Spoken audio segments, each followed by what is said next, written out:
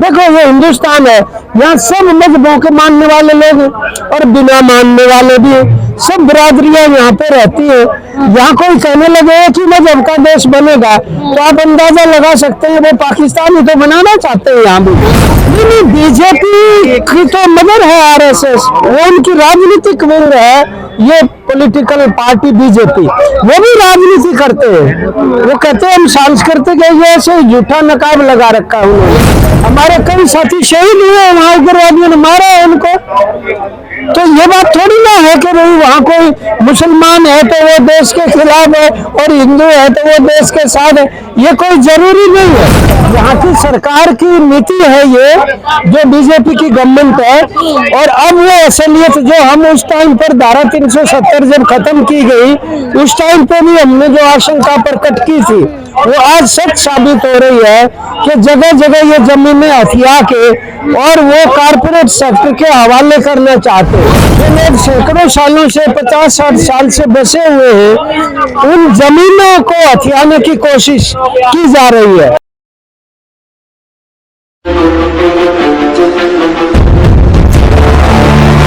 जमीनों के ऊपर कब्जा करने की जो साजिश चली हुई है, यानी बसे हुए लोगों को उजाड़ने का काम चल रहा है। जो आज हाल फिलहाल में डेमोलेशन जो हो रहा है, विध्वंस जो कर रहे हैं, इसके लिए डेमोलेशन भी हो रहा है। और वो जो लोग सैकड़ों सालों से 50-60 साल से बसे हुए हैं, उन जमीनों को हथियाने की कोशिश की जा रही है। कौन कर रहा है सर? ये यहाँ की सरकार की नीति है ये, जो बीजेपी की गवर्नमेंट है।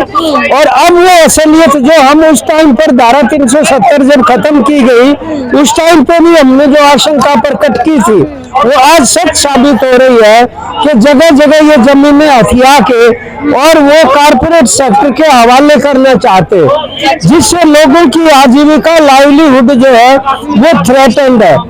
और ये हर जगह ऐसा कर रहे हैं। राजस्थान में है, हिमाचल में है, हरियाणा, इतने बड़े बड़े आप देख रहे हैं जो हाईवे बन रहे हैं, उनके ऊपर जो 2013 का भूमि अधिग्रहण का पहले कानून बनवाया था हमने संघर्ष करके, उस कानून को भी अब इन्होंने बदल दिया राज्य सरकारों ने। और अब वो सीधे तौर पे किसी की सहमति के बिना जमीनों पे कब्जा कर रहे हैं और उनको कोई वैकल्पिक ऑल्टरनेटिव एम्प्लॉयमेंट प्रोवाइड नहीं कर रहे। ये सवाल सारी देश की जनता को बताना जरूरी था, इसलिए देश में संसद के सामने आज आके ये धरने का आयोजन किया गया है। जम्मू कश्मीर के जो एलजी है, राज्यपाल जी, वो तो कह रहे हैं कि हम लोग उन्हीं का विध्वंस कर रहे हैं, घर जो कि उन्होंने अवैध कब्जा कर रखा है। जम्मू कश्मीर हो चाहे और कहीं की जनता हो, किसान और उस जमीन को जो सजा में संवारने वाले लोग होते हैं, उनका कभी भी अवैध कब्जा नहीं हुआ करता। और बाकायदा वो अलाटीज है, बार बार अलाट हुई है जमीनें। ग्रोम और फूड कैंपेन के दौरान भी जमीनें अलॉट की गई थी। ये अलग बात है कि अब जो है वो हर तरीके से दमन करने पर उतारू है जम्मू कश्मीर की जनता का। और वहां पर अब कोई इलेक्टेड रिप्रेजेंटेटिव है नहीं, क्योंकि असेंबली पहले से भंग कर दी गई, चुनाव हो नहीं रहे, डिलिमिटेशन करवा दी। एक तरफ कर रहे शांति बहाल करवा दी हमने, दूसरी तरफ शांति बहाल करवा दी तो शांति बहाल नहीं हुई धारा 370 हटने के बाद। धारा 370 और शांति का तो कोई संबंध ही नहीं है वैसे भी। क्यों? पहले तो वहाँ पे वो भारत में एक स्पेशल राज्य का दर्जा था, अपना संविधान, अपना झंडा। अब तो वो चीजें खत्म हो गई ना, पत्थर राज्य खत्म हो गए जम्मू कश्मीर से सबसे बड़ी। तो देखो ऐसी बात है कि एक होती है जो शमशान घाट जैसी शांति, वो तो कहीं पे भी पैदा कर लो आप, वो की जा सकती है। लेकिन अगर कश्मीर जो है, ये कश्मीर की जनता तो थी जिन्होंने 1947 में ये फैसला किया कि हम जो है वो फिरका परस्ती पर बना हुआ पाकिस्तान में नहीं रहना चाहते, हम धर्म निरपेक्ष सेकुलर भारत के साथ रहना पसंद करेंगे। ये वही जनता है। तो उसको भारत के साथ जोड़ने के लिए अगर वो स्पेशल दर्जा वहाँ दिया गया था, तो उसमें गलत क्या है? आज भी जमीनें खरीदने का जो कानून है वो कई जगह प्रतिबंध है, और भी कई सारे नॉर्थ ईस्ट के प्रदेश है जहाँ बाहर से कोई जाके नहीं खरीद सकता, हिमाचल में भी नहीं खरीद सकता। तो ये कोई केवल जम्मू कश्मीर का ही ऐसी बात नहीं थी। अब ये तो अलग बात है कि इतिहास का सवाल है कि वहां पर सदर रियासत कहते थे गवर्नर को, और वजीर आजम मुख्यमंत्री को कहते थे। वो एक इतिहास का सवाल है जिसने भारत के साथ उसको जोड़ा था। आज वो लोग अगर जो भारत को के साथ मजबूती प्रदान करने के लिए इतनी मजबूती के साथ उन्होंने देशभक्ति दिखाई, आज उन्हीं को मतलब उग्रवादी भी और पाकिस्तान भी गालियां देगा और ये भी उन्हीं को निशाना बना रहे। ये बात समझने की जरूरत है। पूरे देश की जनता को बाकायदा कश्मीर के बारे में भ्रमित किया गया, मिसगाइड किया गया। मतलब कश्मीर में 1990 में धर्म के नाम पर हिंसा नहीं हुई थी? हिंसा धर्म के नाम के ऊपर होती रही है, पहले भी हुई है, अभी भी हुई है। ये भी धर्म के नाम पर हिंसा थी जो राजस्थान के 2 नौजवानों ने हरियाणा के अंदर जला के मार दिया। ये धर्म और गौ के नाम पे तो कर रहे, लेकिन सच्चाई में जाके हम गए थे उस गांव में कल घाटनिका में, गौ तो ना आगे है ना पीछे है। कहाँ गौ है उसमें? गाय तो कहीं नहीं थी, वो भी नहीं कर रहे, ये गाय लेके जा रहे थे। अब गाय तस्करी को एक ऐसा मुद्दा बना दिया, तस्करी गाय की कोई क्यों करेगा? किसान तो गाय पालता है। कल हम इन गाँव के घरों में गए, जो मारे गए सबके घर गाय बंधी हुई है।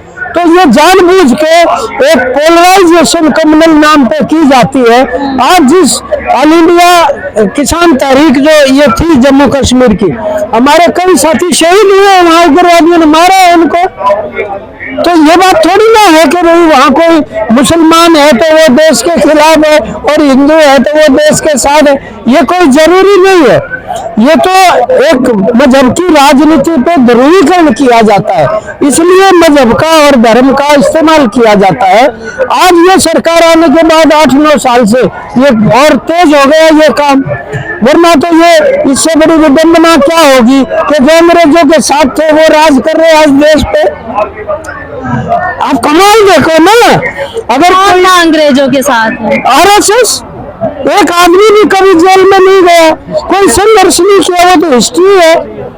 अगले भी नहीं इनकार करते, वो कब कहते हैं हम देश के लिए लड़े थे? वो तो नहीं कहते, लेकिन आज शासन के ऊपर तो बैठ गए। सावरकर ने आजादी दिलाई थी कहा जाता है। अच्छा, और भगत सिंह हर वैसे मटर गश्ती कर रहे थे। अगर सावरकर ने दिलाई थी तो जेल में गए थे, हम भी इनकार नहीं करते, लेकिन ये भी तो सच्चाई है कि माफी मांग के बाहर आए थे और पेंशन लेते थे। ये भी देश जानता है इस बात को।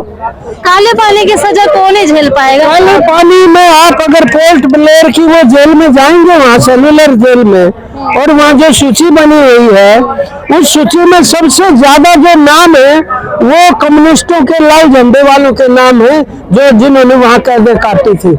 मतलब RSS और बीजेपी का संबंध है परस्पर? नहीं, बीजेपी की तो मदर है RSS, वो उनकी राजनीतिक विंग है। ये पॉलिटिकल पार्टी बीजेपी, वो भी राजनीति करते हैं। वो कहते हैं हम सांस्कृतिक है, ये ऐसे झूठा नकाब लगा रखा है उन्होंने, कोई सांस्कृतिक संगठन नहीं है। वो बाकायदा उसी दिन से ये कहते रहे हैं। देखो ये हिंदुस्तान है, यहाँ सब मजहबों के मानने वाले लोग हैं और बिना मानने वाले भी हैं, सब बिरादरियां यहाँ पे रहती है। यहाँ कोई कहने लगे कि मजहब का देश बनेगा तो आप अंदाजा लगा सकते हैं वो पाकिस्तान ही तो बनाना चाहते हैं यहाँ भी। और वो लोग तो कह रहे हैं बाकायदा, वो ये कहते हैं मोहन भागवत जी कि यहाँ पर अगर कोई गैर हिंदू रहता है तो उसको 2 नंबर के दर्जे के रूप में रहना पड़ेगा। और वो कहते हैं अगर पाकिस्तान में कोई गैर मुस्लिम को 2 नंबर के दर्जे पे रखा जाता है तो वो कहते हैं हमें कोई आपत्ति नहीं इस पे। ये बात है ना, जो मतलब छिपी हुई चीज उनकी किताबों में पढ़ोगे तो मिल जाएगी। और अब तो पता नहीं क्या क्या कहने लग गए, मतलब तो अघोषित रूप में न केवल ये अब ये किसान जिनकी रोजी रोटी पे हमले बोल रहे हैं, ये हिंदू नहीं है क्या? 85% हिंदुओं में बेरोजगारी आज 45 साल की सबसे ज्यादा बेरोजगारी है। कहाँ रोजगार दे रहे हैं? ये महंगाई सबसे ज्यादा है। तो आप हिंदू मुसलमान करते रहे, इसका जवाब नहीं दे रहे कि वो बेरोजगारों में अग्निवीर बना दिए, फौज में भर्ती होते थे कितने ही नौजवान जाके। अब जैसे नौजवान पढ़े लिखे जो दर दर की ठोकरें खा रहे हैं, तो 5-5 हजार की नौकरियां नहीं मिल रही। ये सवाल है कुछ जो इस बात के साथ जुड़े हुए हैं। तो आजीविका बचाने का सवाल, भूमि बचाने का सवाल, हमारे देश की एकता और हमारे सामाजिक सद्भाव को बचाने के सवाल से जुड़ा हुआ है।